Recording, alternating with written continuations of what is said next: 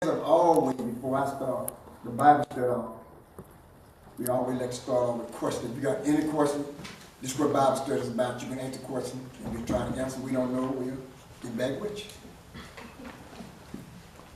Anybody got any question that you want to ask before we start the Bible study?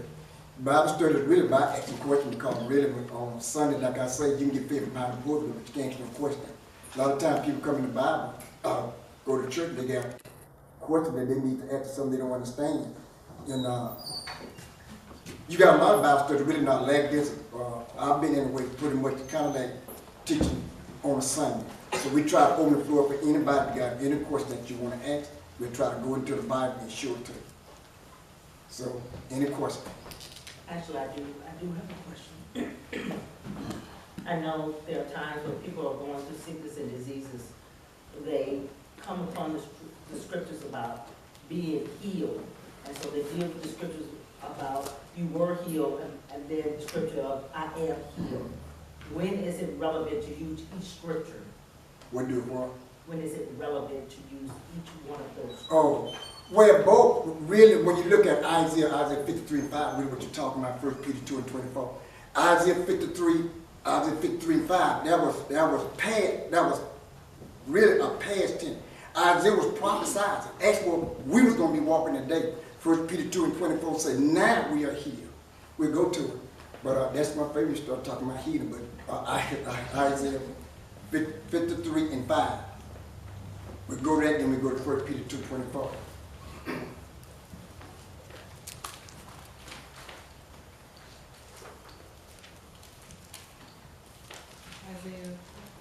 Isaiah.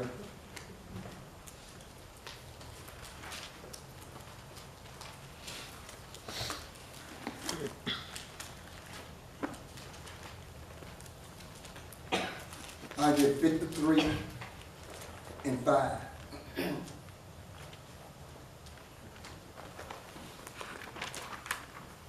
He said, he was wounded for our transgression. He was bruised for our iniquity. The chastisement of our peace was upon him. And with the stripe, we was healed. That Isaiah was prophesying. Past tense. 1 Peter 2 and 24 is present tense when we look at it. Isaiah actually was prophesying what we should be walking in today and what we're walking in today. That's what Isaiah was prophesying about. 1 Peter 2 and 20. 1 Peter 2 and 24. Let's go to that one.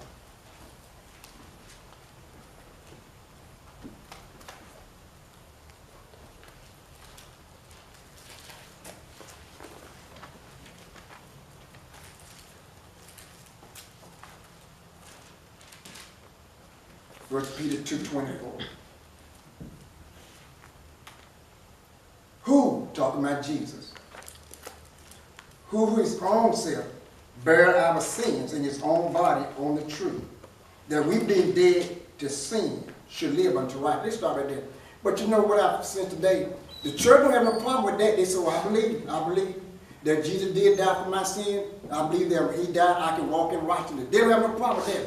For some reason or another, they seem to have a problem when he say, by his stripes, we was healed. They have a problem with that. Listen, all of it is in the same verse. He didn't divide it. He tells them, first of all, actually about the way we receive salvation, the death on the cross. That's how we actually receive salvation when we receive him, that we may walk in righteousness. Then he goes on to say, by his stripes, we are healed. He's talking about right now. This is not present tense, past tense, this is present tense. Right now. So they have no problem with the first part of it, but the last part of it seem to have a problem with it. And again, I don't have no, I guess you could say, I guess I don't have no problem if that's the way they want to think. But I chose to believe the whole verse.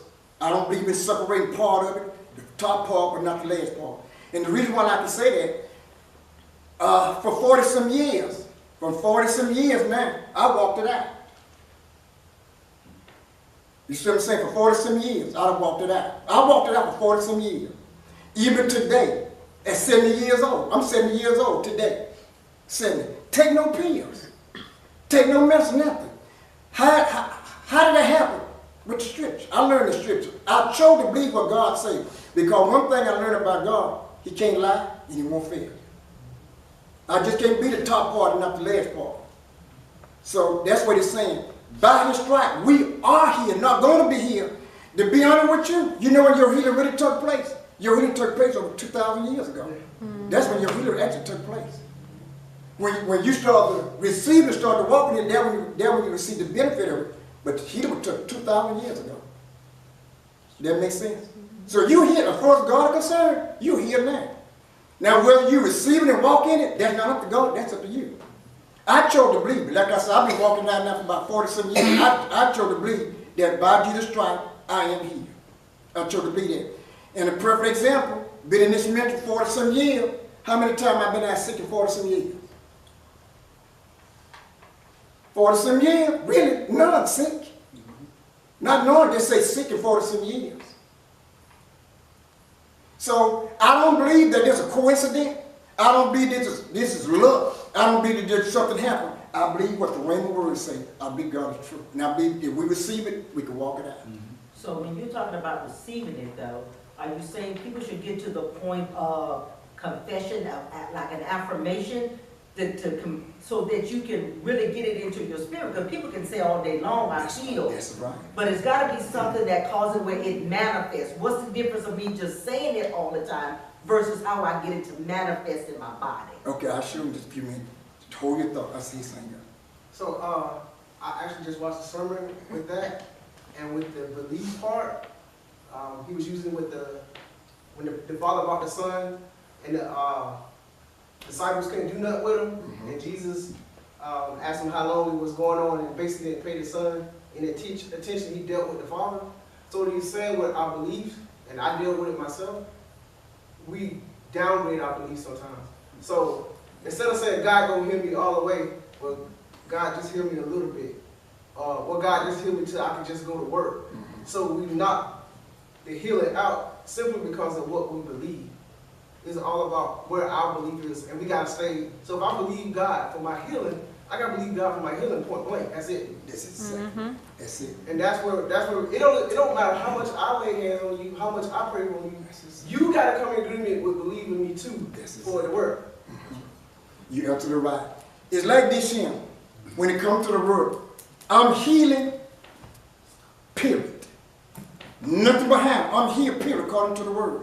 See, so many times we get so many things involved that we really don't receive it. We listen to what different people say about different things. Amen. But I believe what the word says. I'm healed, period. And I'm going to show you how I walked it out for 40-some years. Like I'm 70 years old. Do all my yard, and I got a big yard. I got my cousin, I do a yard. I got another house, I do a yard. I do it by myself. No. One time I got a big yard, and I was cutting what, weed eater, lawnmower or something. My mom broke down or something. How can I be telling you to receive that type of strength? According to the word. I don't listen to what people say, because people can mess you up. Right. A lot of times they're not walking in the level of faith that you're walking in. So they'll mess you up. They say, well, you know, you got to use common sense. You see, when you start putting something behind God's word, they're voided. They got to be God, period. That's where it be. So I'm going to show you how you can get your healing. Matter of fact, I'm going to show you how you can get your healing and how you can keep your healing. There's some people can get healed, but don't know how to keep it. Okay. I'm going to show you how to get it and how to keep it. Let me see which one I want to go to first. Let's go to Luke, Mark, 11th chapter of the book of Mark. I'm going to show you how to get it and show you how to keep it. This is a very important subject. So many people are suffering in their body, and they say they're taking the word and it ain't working. Okay. But that's not true. God will work all the time and every time. The 11th chapter of the book of Luke. Mark. I'm sorry, Mark. Everybody got it? Look at the 24th. Well, let me start.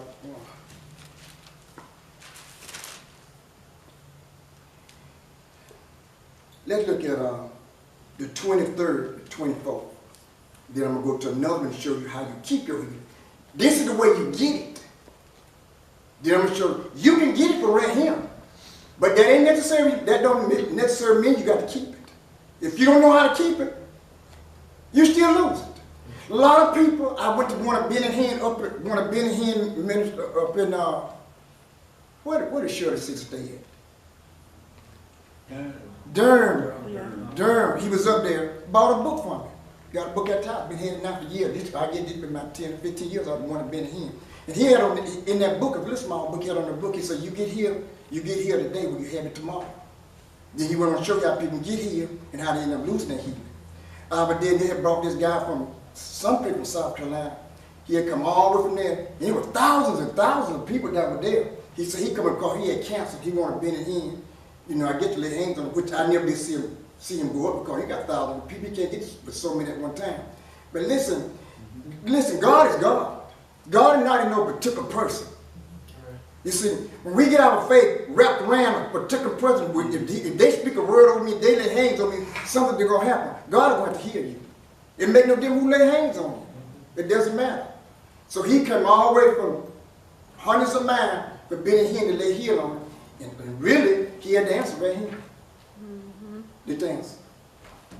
Let's look at Mark 11 and 23 and 24. This is the way you get your healing. The 23rd, we're at 22 now, come on down. And Jesus answered and said unto them, have faith in God. Now there's a difference between having faith in God and having the faith of God. That's a difference. How many know that? That's right. So he tells you to have the God kind of faith. This is what he's really saying. 23rd verse. Verily I say unto you, whosoever, who is a whosoever? I'm a whosoever.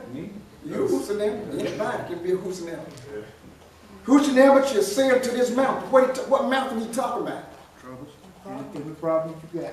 Any problem that you got. Problem. The mountain means whatever you're going through, whatever you're faced with, that's a mountain in your life. There's no saying you hear people to say, but you know, I got a mountain of trouble.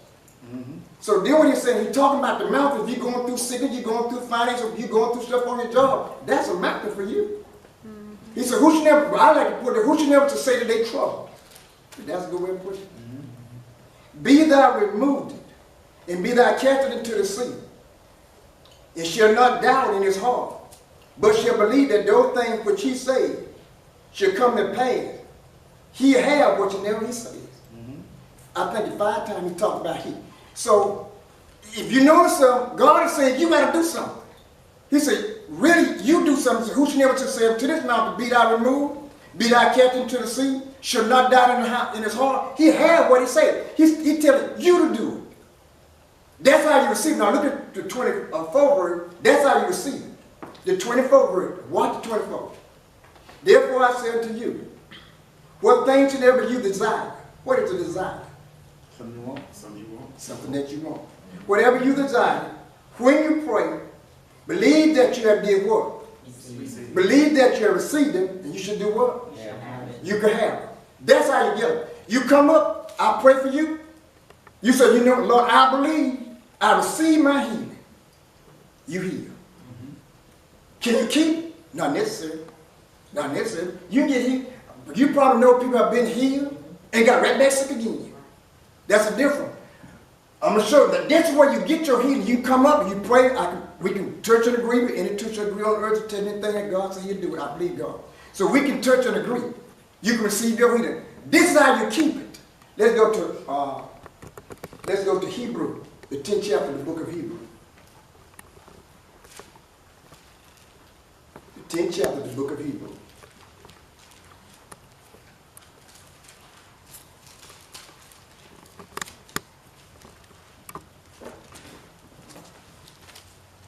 Everybody have it? Okay, Hebrew. Okay, I'll read. Hebrew 10 and 23. Let us do what? Let us do what? Hold fast. Let us do what? Hold fast. Let us hold fast the confession of our faith without wavering. For God is faithful, that promise. This is what he's telling them. We see how to receive our healing. This is how we keep it. I can confess. I thought I brought it out Sunday, but I was bringing it out Sunday. When I pray for you, as far as God concerned, you're healed.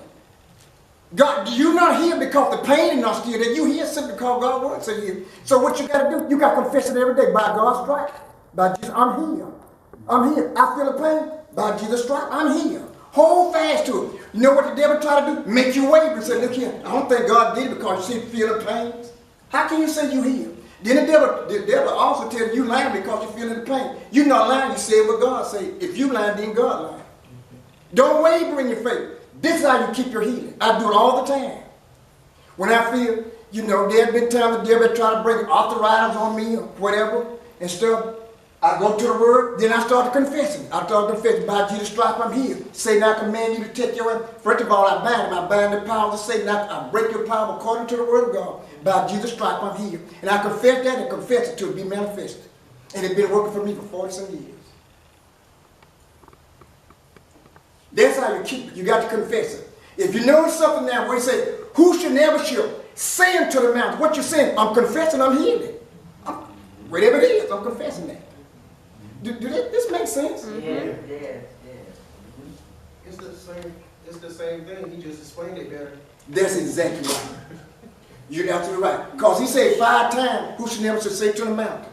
Paul is telling the church at Hebrew, he telling the church, he said, hold fast. A lady come by my house one time, and her husband was paralyzed. I think she went to Pastor, I don't know if she went to Pastor Pryor Church or what, but she came by. And someone going at their church, and she was wanting us to participate. And she started talking about what her husband was going through and everything. I got the script and showed it to her. She said, well, what difference do it make? I said, make a lot of difference. I said, start confessing over your husband that he healed. I think it might have been 5 or 6 months later, God did restore his legs or whatever going through. She told me that God healed him. So you got to hold fast. The wavering part, the devil wants you to waver. That's the part he started dealing with your mind. He wants you to waver. I don't think they're going to really work. Don't you feel the pain? Do you know somebody that had that and they died with that? Don't you know somebody had that? Don't make no difference. They might have wavered. He told us not to waver. Is it the possibility of you having enough faith to believe for someone's healing when they can't believe for it? Yes. And it will manifest. Yeah, it will. It will. Because the Bible tells us in James 5:14, if any sick among you, they didn't call for the elders of the church. They didn't pray. But you know what the sad part about that? I'm going to tell you the sad part about that. They have no faith. That's what I call sense knowledge. They have no faith.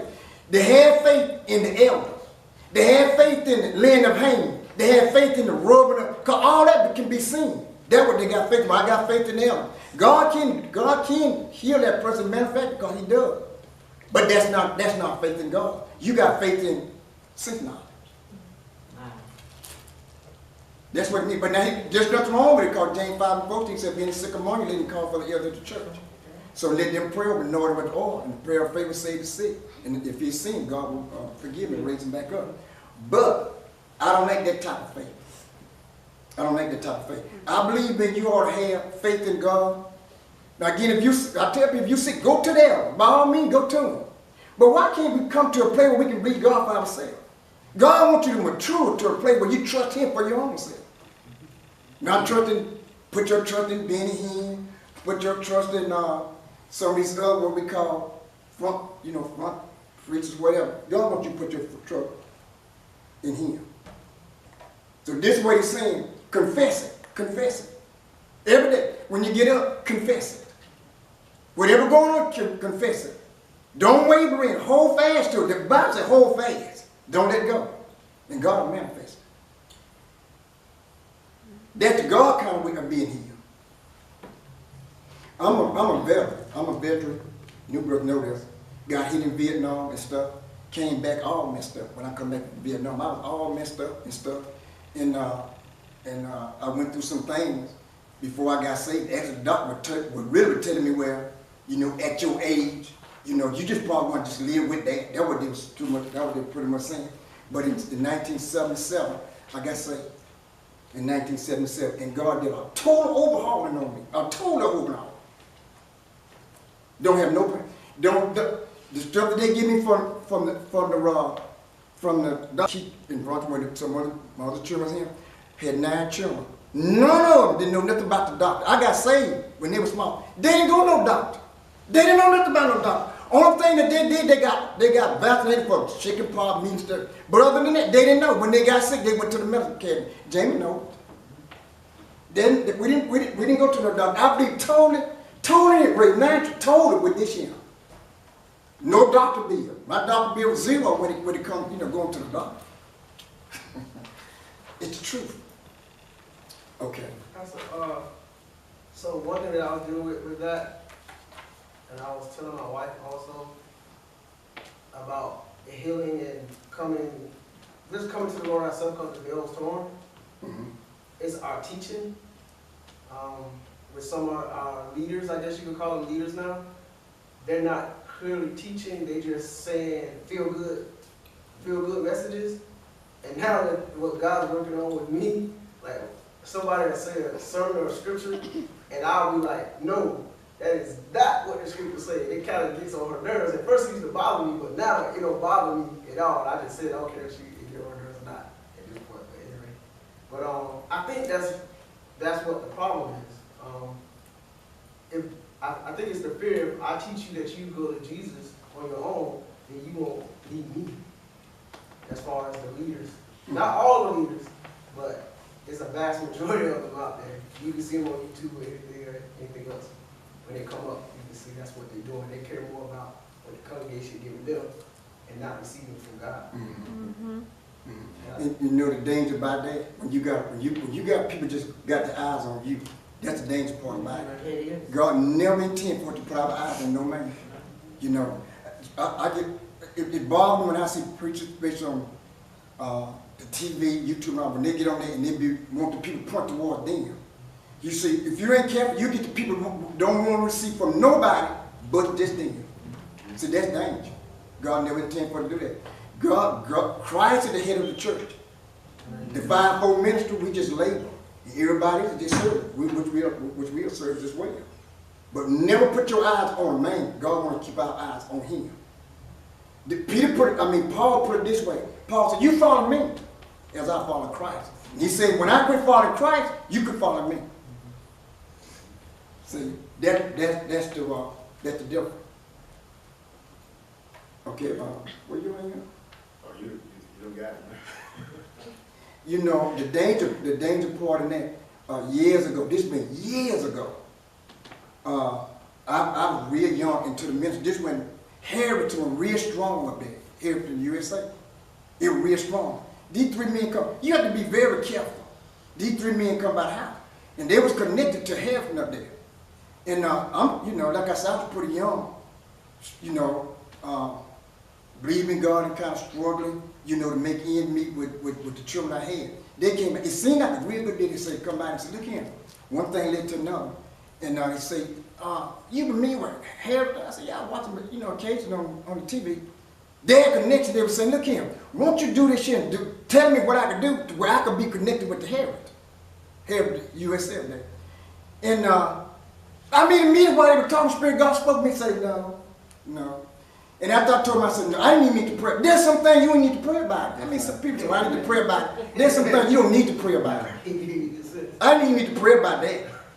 And they talked about, and after they got mad, they got kind of upset. I believe it was a scheme, I don't know. But they got kind of mad and they left.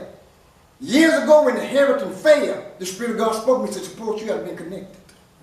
Suppose you have been connected to it. The other people failed in the Harrington, they still followed because they had the trust in the wrong thing. So you have to, this is it. You have to keep this is it right here. There's no other way around. I oftentimes tell people, I call the Bible the blueprint of life. Whatever you need, it's in Him.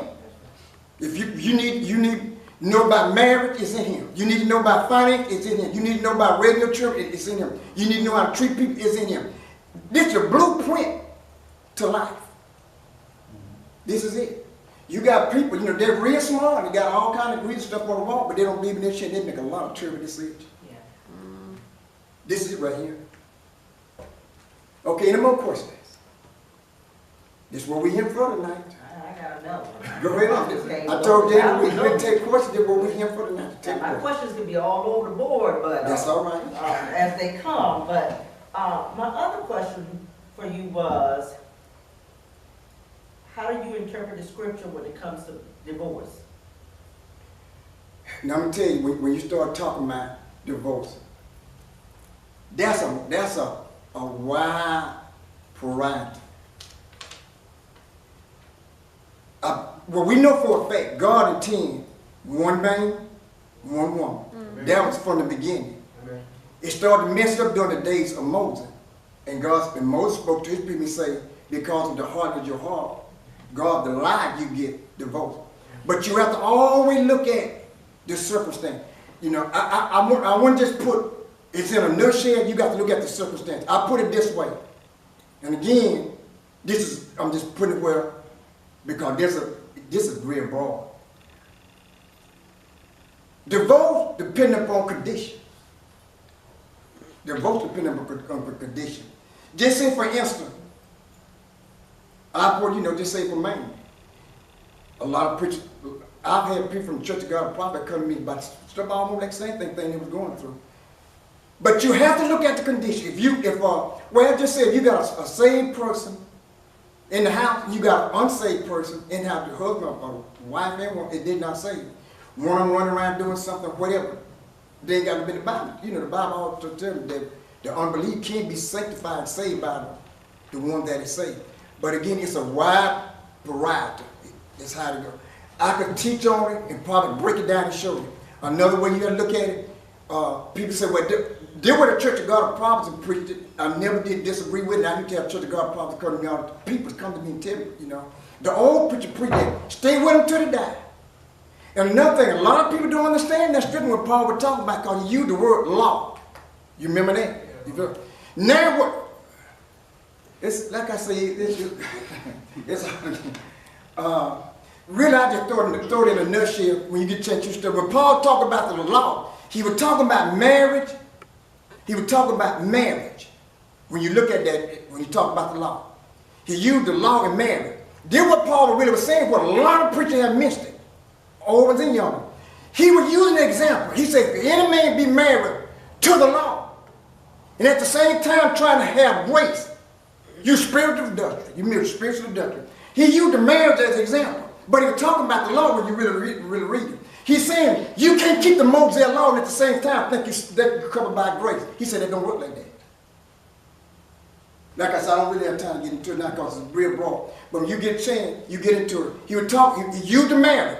So he was talking about the old covenant and the new covenant. He said if you be married to the old law and at the same time saying you are married to the new, you commit spiritual adultery. You can't, Paul said, you can't do that. And what he was trying to do, get the people out of the Mosaic law. You can't be saved upon the Mosaic law. So he's showing them about grace and grace alone, in which a lot of them missed it. But again, it's a broad, when you start talking about marriage, it gets real. That's a pretty broad subject. Yeah, so, but how do you minister to people? Because the Bible talks about in these last days it's going to be married and given in marriage. Yeah, doesn't mean it's right, but it does say it's going to happen. So how do you counsel people to know who should be staying and who shouldn't be staying? Who should be what?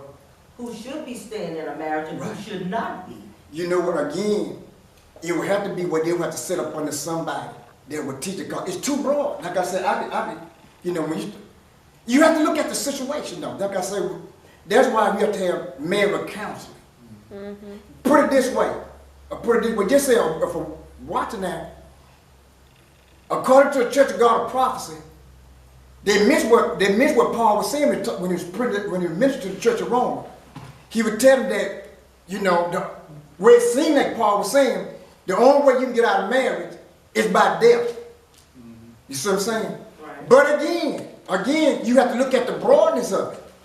If a woman, they say a woman is saved and her husband is not. He going out, he doing whatever he want to do. He come back in and maybe intoxicated, half hour, whatever. He jump on. A few times. Should she stay in that marriage? Because She at home doing what she's supposed to do, but he out there drinking or whatever he doing. He come home, he mad, but maybe somebody made him mad or whatever while he was in the street. He come home, and every time he come in, he jump on her. Should she stay in that marriage? Well, my mom did. But she was taught that. Our pastor taught her that. I got out. We were in the same situations, but I got out, but she did stay. Your mom was taught long? Correct. She was taught long? Correct. Okay. So Pastor, on that, so what I was learning in class and what I know spiritually, it seems like we should not be getting married unless we're Holy Ghost filled, not saved. So saved is just, when we say we're saved, that's just the motions naturally that we're doing. The process is still going on. For some of us, the process does happen all the time when we say we're saved. We're not Holy Ghost filled. So from what I got from everything that I'm reading, from what man teaches and then what the Word of God showed me, I go back to Genesis to the beginning. They're in the Garden of Eden, they're in the presence of God. So then they got married. So what I'm asking, or what I'm believing, I guess I say, if we're not both Holy Ghost filled, it's not even a covenant of marriage with God. Period. Mm-hmm. I agree with you. The Bible says this is where a lot of them get in trouble. I'm talking about in the body of Christ. They get in trouble. Mm-hmm. They seem to think they can change a person. Mm-hmm. You can't change nobody. Only God can change a person. This is what the Bible tells about that. He said, be not on equal yoke together with unbelief. Mm-hmm. He tells me, don't get yoked up. See, then what I'm telling you, God's word, it's kind of like a safety net. Mm-hmm. A lot of times the young people don't want to buy about it. They think they're trying to steal it, take it from them. They think, they're going to miss out on something. But it's a safety net. God said, don't be all equal yoked together with unbelief. Do what God said. If they're not, I agree with you, if they're not saved and filled with the Holy Ghost, don't even marry them. But there are plenty that are saved that are still doing the same thing. There are people who are truly born again Christians that leave their spouses every day to go marry someone else. It's happening every day in the church. I know. I answered that first. The thing about it, you gotta go back to the basics though. The same thing that the freedom that Adam had, the same thing we have now. Saints or sinners, whatever, it's still your choice you make. Mm-hmm. That's what people fail to take. They don't put that in there. If somebody been saved or walking and even though if they know what's right or what's wrong and they divorce or not, God is not gonna stop you from marrying that person. He's not gonna stop you from divorcing that person. The thing goes back to the same opportunity he gave Adam, he gave all of us. It's the choices we make. Mm-hmm. So that's why I say you got to stay prayed up and make sure that your decisions are lining up with it also. Well, but that's my point. Yeah. If we're both in the Word and we both said we're in the church and we're married, and at some point something caused you or one of the other person in the relationship to go astray, I see it in pastors every day. I'm married, and then they go, well, I found me somebody else. So I'm going to divorce the first wife, and I'm going to go get me the new first lady. That doesn't mean the other partner moved. One person moved, but because that one same person moved, what does the other person do? Well, to be honest with you, she's free. Mm-hmm. She's free. First of all, whoever it is, it could be a pastor, deacon, whatever, he broke the vow. I'm going to tell you what happened to the danger part of that. That person's going to be free. God will free that person by a chance. Like I saw him trying to get into it. If y'all will one time, we'll come in one and we just spend the time just in man go from strip to strip. Yeah. But I'm going to tell you what happened. That person is free. According to that person is free. He broke the vow. Or she broke the vow. God said, you free. But whoever she going to marry, God said, you committed adultery and she committed adultery. Said both y'all them conduct. As far as God concerned, both of them is committing adultery now. But the one that stayed there and kept the married vow, God says she's free. But the person that go out there and marry another woman or marry another man, God says she could, according to the scripture, they committed adultery, and the ones that they married called them commit adultery too. Well, see, and that's what I think my confusion is coming in.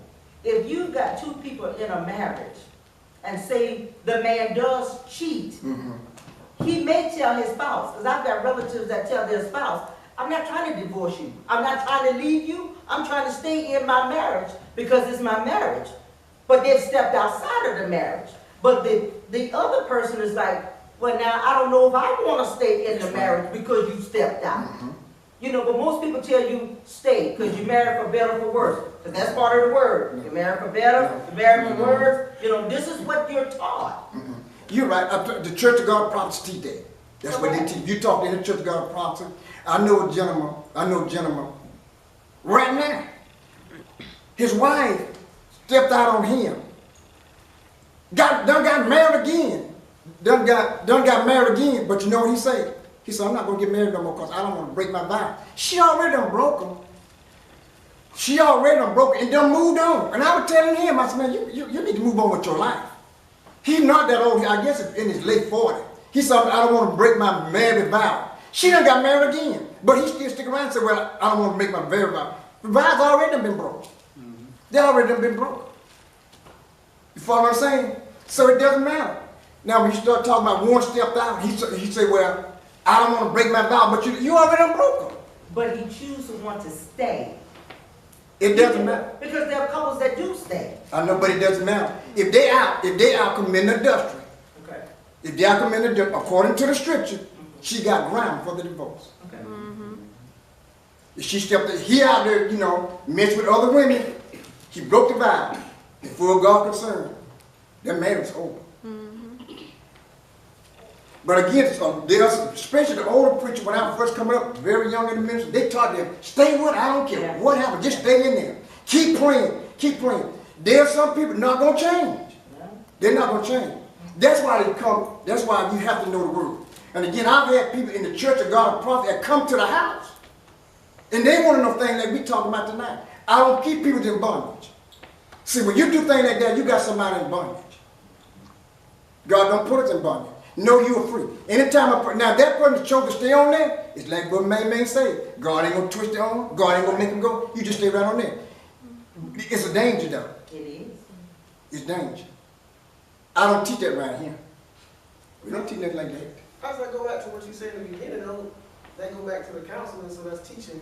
So you need to learn, you need to know what you get in to with this covenant of God as far as your spouse and with God. That's right. And a lot of people not getting any kind of counseling. They just, you go down to the courthouse, $25 and you good to go. That's right. That's right. But I've seen people now go into counseling and still end up, like I have seen pastors say, I'm going to marry the two of y'all. I prayed, I went before the Lord on your behalf, and he said to marry y'all. And then I'm looking, and you're still in divorce. I'm like, what? Something's not Well, right. that ain't right there, because God not going to tell you to marry, because then that goes on God whenever something messed up. So that ain't God right there. When you say God said me to marry you or you my wife or whatever, then you put it on God. So if you have something against your wife or your husband, you can go back to God and say, well, God, you told me to marry him. He won't come back. He'll present them before you. Yeah. So one more thing in reference to that. In the part of the scripture that says, what God has joined together, let no man put asunder. Give me clarity on what that really means. Okay, do what he's saying. Nobody should come between their marriage. Nothing should come between. He actually related to the people, to the one that get married. But he say, whatever God had joined together, let no man put. In other words, the word sunder means separate. That's all the word sunder. When you look at it in the Greek, it just means separate. He said, whatever God put together, don't let no man separate. That's all he's saying. That's all he's saying. Which we should know that, you know, if you're really sincere about marriage. But the word asunder means separate. Whatever God joined together, let no man separate. That's all he's saying. You see, whoever you marry, that y'all should have that into your spirit. Look here, I'm not going to, he said, don't let nobody separate y'all. That's right. That's he really talking to the couple that get married. He said, let no man, you know, separate you. No man and no woman. Don't let nothing come between them to separate you. Talking like the couple. They have to be in agreement. That's right. That's right. That's what he's saying. But that's what I was saying. There are some people who have stepped out, but still their thing is, I don't want to separate from my spouse. Or somebody that has an alcohol or drug problem. They may say, yeah, it's causing a problem in my marriage, a big problem, but I don't want to leave my spouse. I want my spouse to stay in this with me. And so I'm saying, but I know people that saying, it's too much. Like, God really want me to live like this. They done sold our house, sold our car, all for drugs, and they're really going through, and they're saying, really, do I have to stay in this because you made the choice to use drugs or made the choice to use alcohol? Like, do they really have the right to have to stay in it? No.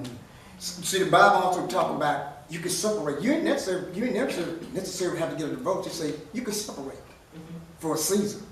You know, maybe God is saying that so maybe you get the chance, you get the time to work things out. But He tell you, you can separate. The Bible do teach you that. But you know, a person that done got into something, they chose to do that. They done got into drug. Yeah. Well, again, it goes back. It's all boiled down to you marry somebody that wasn't in the law. You know, when a person get on alcohol or get on drugs and stuff like that, it's a very good chance at all. They went in it. They might not be in that till after they got married. Yeah. But if you marry somebody that'll show enough born again, they're not gonna get in there. You should pray about that thing before you go hook up with somebody. Yes. Because you're talking about for life. That's what he said, to death do you part. That's supposed to be for life. So you should be able to pray about it. You should be able to settle it into your spirit and believe this is the right mate for me. I'm telling you, you see this all the time. You brought it out. People can live one way Yes. before you marry. Yes. Then after they marry, after you get married, after you do they flip on you. Yeah. Get somebody else. Yeah. They flip. It's Yes. the get the saved one. Yeah. It's the not the saved one out. Huh? It's the not the one that's saved out. It's him or she becomes a doorway for the enemy Yeah. to get to you. Because now it's in your house, it's in your personal place. That's right. That's right. So you should, I would tell people don't marry nobody, especially if they're not saved, born again, filled up, don't marry. Amos 3:3 say this shit, and it's absolutely true. He said, how can two walk together except they agree? You can't. If you say you want to come to church, they want to go club, that ain't going to work in the house. That's right. That's right. So he said, Amos 3:3 said, you can't walk together. Two can't walk together except they agree. There got to be an agreement. Same thing what you're saying, there got to be agreement. If not no agreement, it's going to be a problem. So you need to be taught more, and they need to be taught more into the church. Don't get a person just stuck in something where you got to stay in this shit. You can't, regardless, you got to stay. Just pray. You know, believe God going to deliver them. You got a choice. You got a choice. If they're not doing what they're supposed to be doing, you got a choice to walk away. Again, like I say, if y'all want to, we can range it where we do a whole, I do a seminar. Yes. I do a whole seminar. Yes. And I break it down. I break it down scripture by scripture and show you. Scripture by scripture and show you.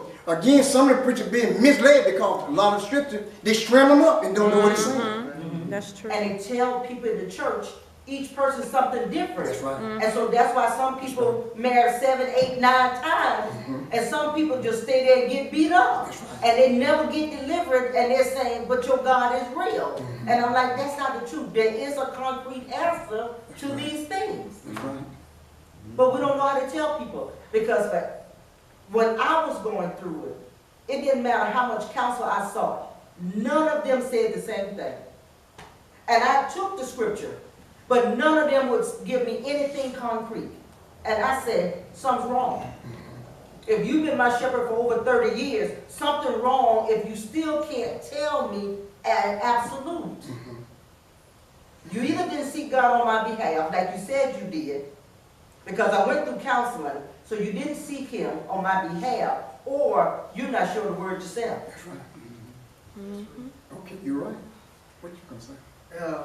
Make sure y'all pray for me because my pastor, he pretty much asked me to do a marriage ministry, and what I'm learning for myself personally, I'm 43 now, when I learned what a man is and what a godly man is not the same thing, and what a woman is and what a godly woman is not the same thing. Our That's purpose, That's right. our purpose and our designs are all screwed up, Yes. and that's a big issue in marriage today. When you get in a marriage, the first thing a man thinks when he get in marriage is, oh, I got this all the time.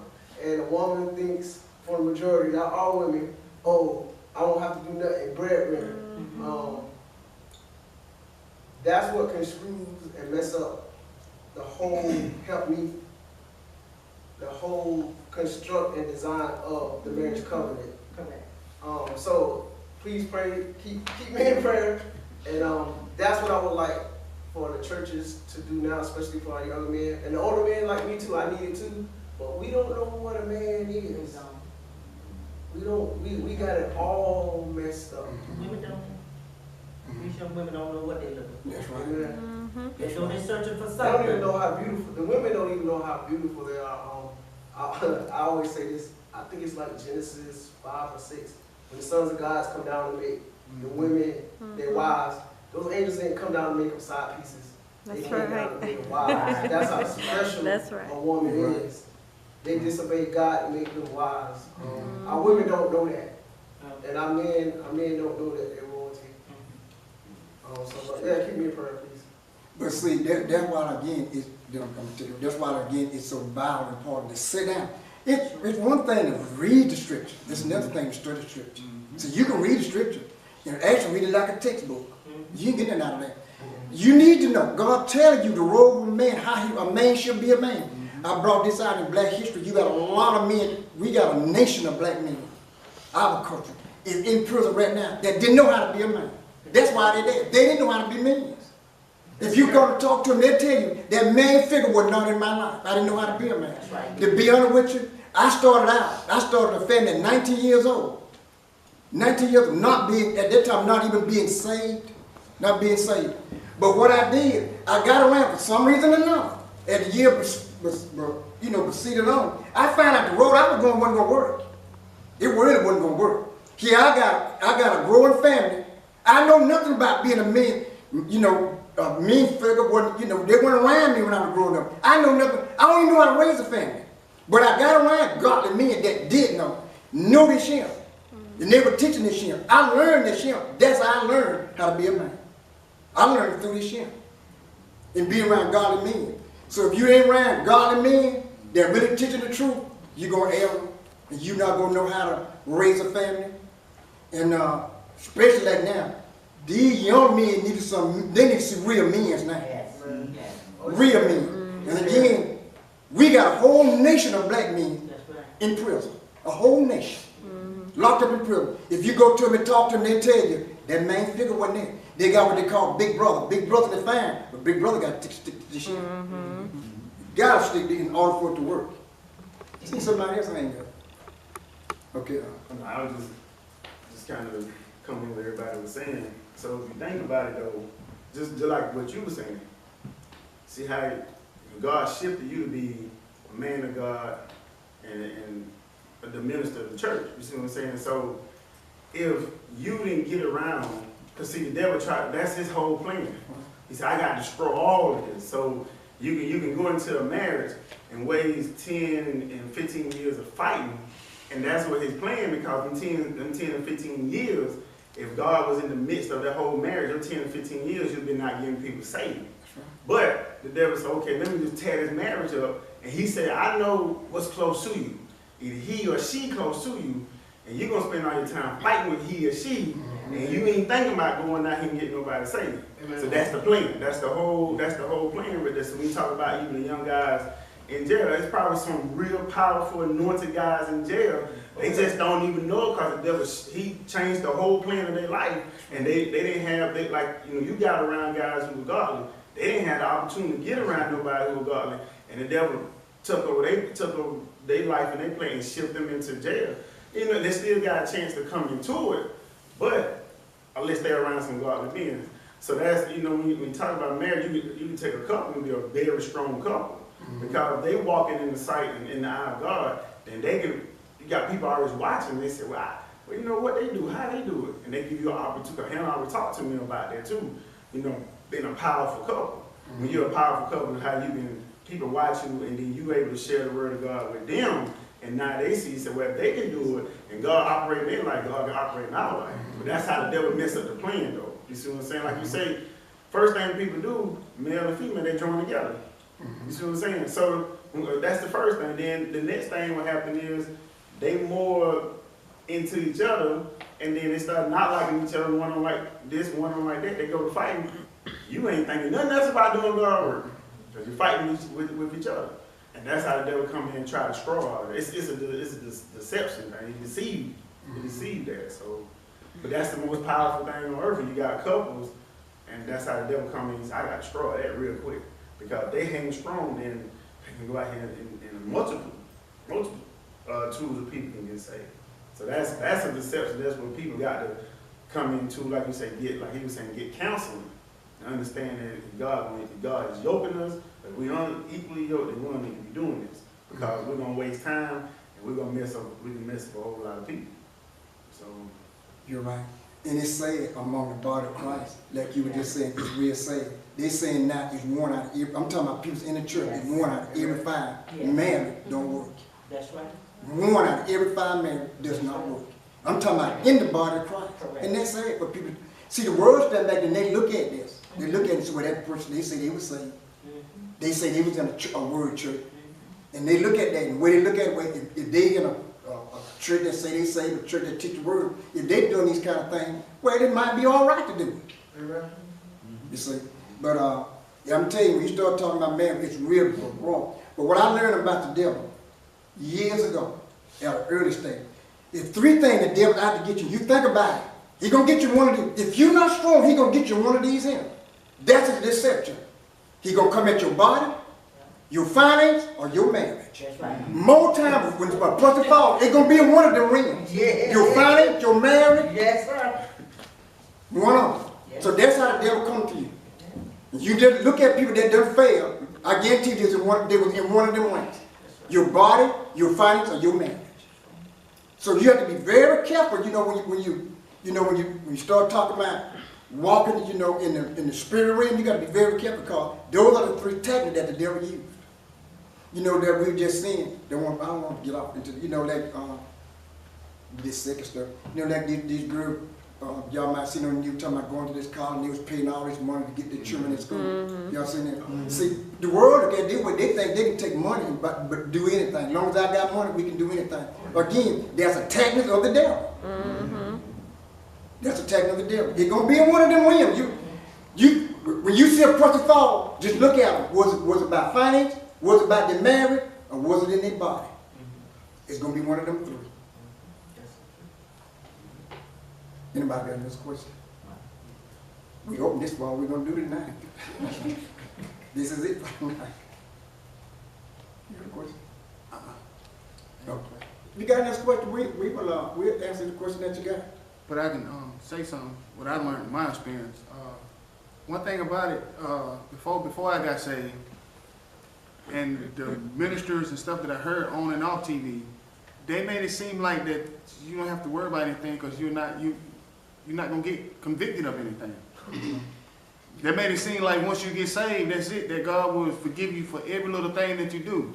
There's no conviction in people's hearts no more. They feel like their decision, you know, it's the right decision. They have no laws or nothing to go by. I ain't talking about the Mosaic law, I'm talking about like no morals. Like you say, like you Christ-like minded. So I had to learn Christ-like, well, what would Christ do? How would he do this? You know, if you read the scriptures, you know, Jesus, he walked the straight path and he showed his disciples how to walk that way. So there are, like you said, there are guidelines that you go by. And another thing, people don't take anything sacred. There's nothing sacred anymore. You know, like you said, marriage, you can go less than that. You can go mother and daughter. There's no sacred in that anymore. Father and son, brothers and sisters. You know, they don't take anything sacred anymore. Like some people will come out in the church parking lot, they're probably just, you know, while service going on, they might sit out in the car, you know, drink 6, 7 beers. Ain't nothing sacred anymore. You know, you might go to a funeral, you know, they might have the guy that's died, you know, that nobody know, you know, he probably have 3 mistresses sitting on the front row and the wife sitting in the back. You know, just because they the favorite, they sitting in the front, the wife sitting, you know, it's being taught this day and age that nothing is sacred. That you can just do what you want to do. And that's the problem with it. And then soon you tell people that you can get convicted of that, they say, well, you know, you're being too strict or you hard. Like God is just all loving. He is all loving, he all forgiving, but there are things that you must, there are guidelines that you must still go by. But, you know, what I'm listening to tonight, you know, and when you tell me a preacher that he's a pastor. Matter of fact, I think Bishop Bob was in this meeting when we were up in Chester, and this pastor brought out. And so he told, I think he told the congregation, say, yeah, I go outside and marry and have sex. Told the congregation that, were you there? when Pastor Price said, he told him, say, yeah, he's a pastor.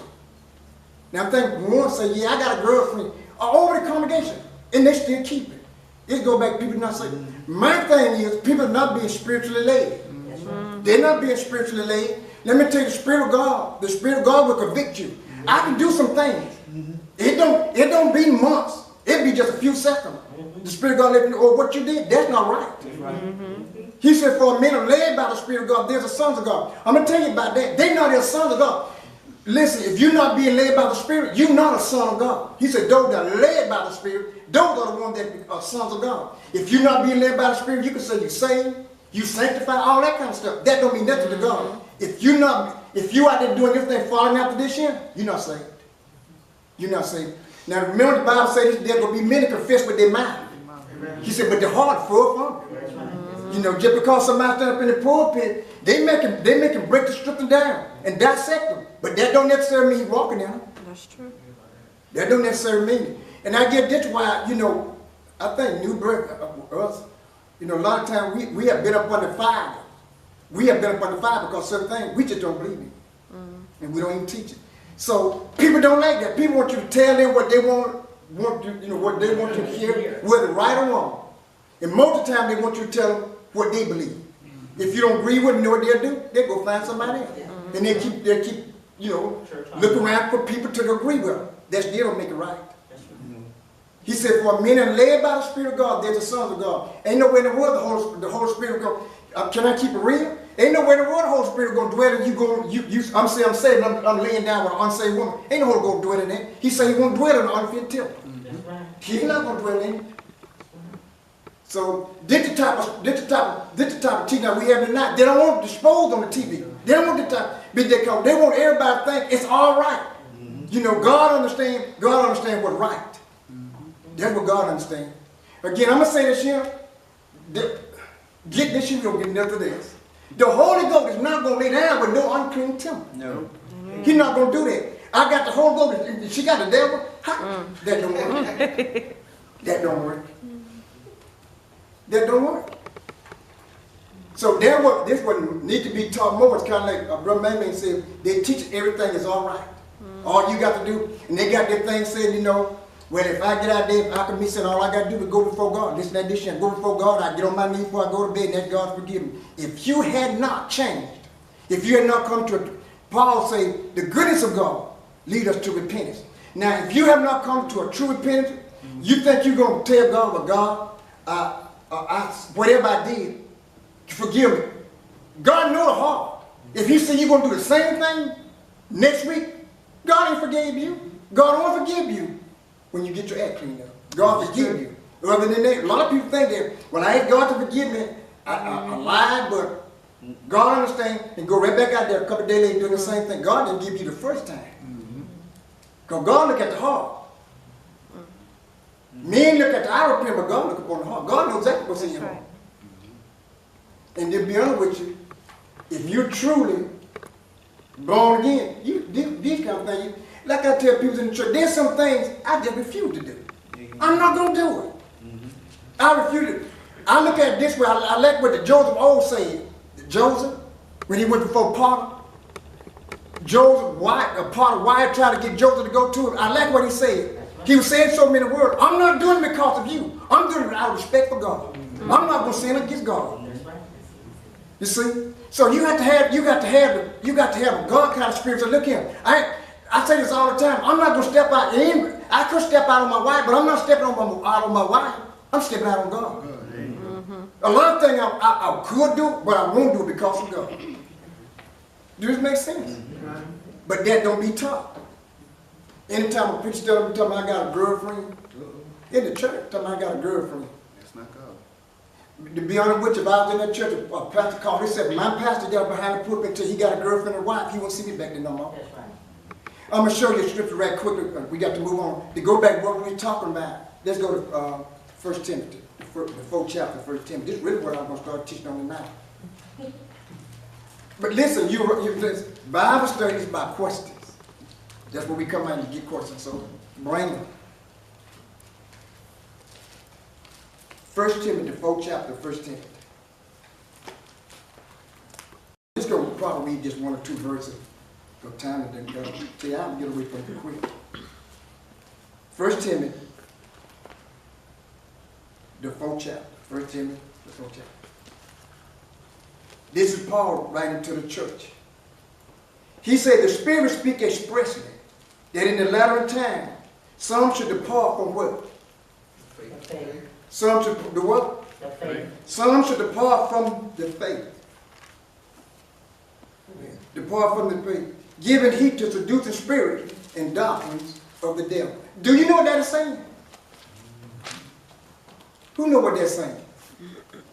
Anybody? Who know what it's saying? Some of that word calling themselves saved, but they gonna hear the devil and the demons, and they gonna go to him, basically, and start, actually, they're gonna start teaching their own doctrine. You're right. You're right. Okay. In NIV, it said the Spirit clearly says that in the later times, some will abandon the faith and follow deceiving spirits and things taught by demons. That's right. And that's the key, taught by demons. That's the same thing. That's the key right there. That's the key. They departed from this year. And they started listening to different demonic spirits.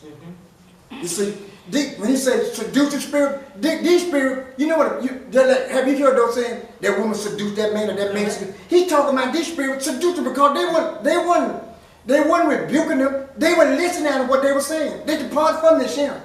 That's what Paul was telling Timothy. Because Timothy was Paul's son in the ministry. And Paul was telling Timothy, look here, don't you depart. Don't part. And give heed to seducing spirit. That's what's going on today. You got people, ministers standing behind the pulpit, they forget about this shit. A lot of times they preach what people want to hear. Oh, Yeah. Oh, yeah. But he said there was a seducing spirit. And he said in the last days, he talking about the days we living in right now, these are the last days. He said they're going to depart from the faith. Start listening to seducing spirit and talk and doctrines of the devil. Demons are ministering to them and they listen at it. But that's why the Bible clearly says you meditate on the word day and night. Day and night. Day and So night. that it wouldn't depart from you. The word seducing means deceit. It is. That's all it means. It's a deceiving spirit. They departed from this year. That's right. And now they listen at spirit. The spirit, minister to them. They listen at it. He said in the last day that was going to happen. It kind of goes back to what you're saying about the ministry. They just want to leave, Do you know that can't be God? That can't be God. What you're saying, this minister leave, he'll marry this year, he'll leave out and marry another. You know what he's doing? He's being entertained by seducing spirits. That's all he's doing. And he justify himself. They do. They justify it. They justify himself. They do. But it's not God. It's not God. And it's a heavy price to pay. It is. Because the Bible says it in these ministers of the gospel have to give an account. You're right. James 4:1 said this here. Said don't let it be many teachers. Said don't let it be many teachers. Said knowing that we're going to receive the greater condemnation. Don't let it be many teachers. So, okay. So that's what you got to be very careful. You got to be very careful. When I'm standing behind this pulpit teaching, a Bishop Bowser, or whoever minister they're teaching, God hold us responsible to tell the truth. That's right. If we know God, so you're going That's right. their blood going to be up on you, but you're going to receive the greatest. That's right. Okay, I see your hand. I'm sorry, but No, that's good.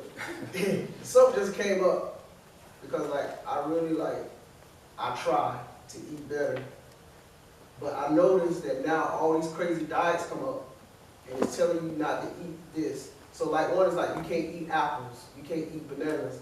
So that's natural stuff. But I just looked down one scripture down, Where we at?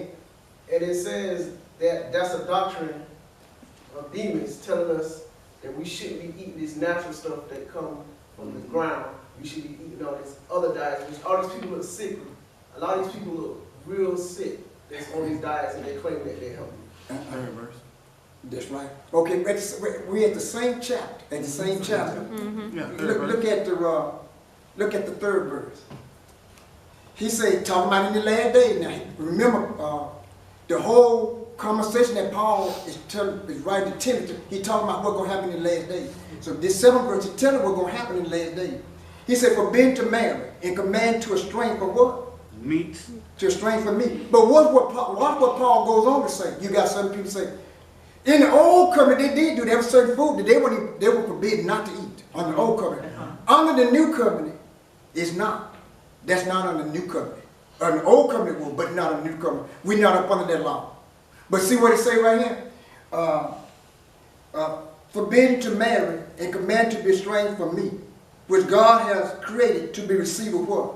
Thanksgiving. Receive of what? Thanksgiving. To them that believe and know the truth. I believe this year now. I totally believe this year. If you're eating something that's going against your body, then you ain't got to be eating it. You know, if it's going against you. But I don't believe you could, you know, I think that, the Muslim, they got, I think on Friday, they don't eat nothing but fish, stuff like that. And so if they eat anything other than fish, they don't sin it. So you got different organizations, they got certain things going on. If you don't do this shit at a certain time, they even got certain, there is a I don't know what the denomination is. There's a certain time that a man not even supposed to touch his woman, his wife. He ain't supposed to even touch her at a certain time. So this ain't what the Bible teaches. What? Yeah, a certain time. You got different. That's why if you know something, it say that them that know the truth. That's why you got to get into this here. You got to know the truth. Do you follow what I'm saying? But again, watch what he's saying. I mean, if a person want to die, that's fine. But that's your choice. That's not, God not restricting you to do that. That's your choice if you want to do it. Oh, but they're using that though. They're saying this is not how we're supposed to eat. This is not how it's supposed to be. So slyly, they say God, but they're not saying Yahweh, but they're using God. So they use it because everybody think God means Yahweh, but God is, it depends on who you say to. So that's why we gotta say the name of Jesus. That depends on what God you saying to. But that's what it's all over YouTube. All the health crazy stuff. Not to eat chicken, not to do this. And people getting sick. Some people are actually dying from trying to do these diets. But that's what the Bible said. That ain't what the Bible said either. Amen. This 7th verse, God did not, he said, forbidden to marry, and commanded to estrange from me. That's what they were teaching back during the days of Paul. To estrange certain meat you couldn't even be eaten. He said, which God had created and received with thanksgiving to them which believe and know the truth. God didn't never tell you no certain food you could eat or can't eat. You follow what I'm saying? That's your choice. Okay, Jim, what you were going to say? Then you got Let's just go back to, I think a while back you were telling us, he was like, so when he was talking about the certain food, so they say, well, this food ain't good, that food ain't good. But you was telling us a while back, that's why God told us just pray over it. Because God clearly see they was gonna be putting all this stuff on this food, doing what they doing to the to the food now. I mean, what they doing is not a surprise to God. He knew it from the start. But that's why he made it clear. He said, make sure you pray over your food. And it won't even harm your body. He said sanctify. Sanctify. He said when you pray, say sanctified by the word of God. So he don't put no restraint on what you eat and what you can't eat, according to the scripture. That clear, everybody? Amen. Oh, man. We passed out of time, but that's all right. You're well worth it. I would say we're worth it. Then that was we didn't waste our time. Oh, yeah. But we will, if you want to, we will pick a time where we can dissect, just break it down. The unsaved, you got the unsaved, you got the saved, you got the one, the husband that are dead, the wife saved, but he decided, matter of fact, Paul said, if he depart, say let him go. Don't try to hold him if you want to depart. But he didn't say divorce him. He didn't say divorce him. He said if he want to depart, let him depart. So there is room, God gave us room that we can't separate but die divorce. You see what I'm saying? And then he said, if you make it, in so many words he's saying, if you can make up, then come back together again. But he also said, while y'all depart, he said, be praying for them. Only one, God can save him, God can clean him up, and God can take him down another path, but only God can do that. Man can't do it. I don't know why sister and brother too, they have the check, they have the initiative thing, but look here, I marry him, he ain't saved, but I'm going to get him into the church, I'm going to get him to do, let me tell you, if God don't do it, it's a waste of time. Sure, It's that's true. right. That's all He doing. I'm gonna tell you what happened, and I'm finishing. When you do that, only thing you do is invite trouble into your house. That's all you doing. Wow. Don't put it on God. Don't put it on the devil. You did that. It's true. But I'm seeing more of not just a saved and a sinner. I'm seeing a saved and a And saved. that's a sad So part. it's in the church that is Mhm. happening more prevalent. And so we need to figure out how do you deal with it when it's in the church. See, there's certain servants in the Bible, preachers don't even want to touch it. They don't. They scared. They won't They touch it. won't. No. That's why you got confusion in the church, because certain servant in the Bible, the church should be teaching it. I'm gonna be honest with you. If it were taught right in the church, you wouldn't need counsel. You sure do. If it were taught right, you wouldn't need no counsel. But if not taught right, then people confused. They go to counsel, they go to all these kind of places and think they're gonna help their marriage. It ain't gonna help it. Only one can mend your marriage is this right here. That's right. He created you, and He the only one that can keep you together. Let us think.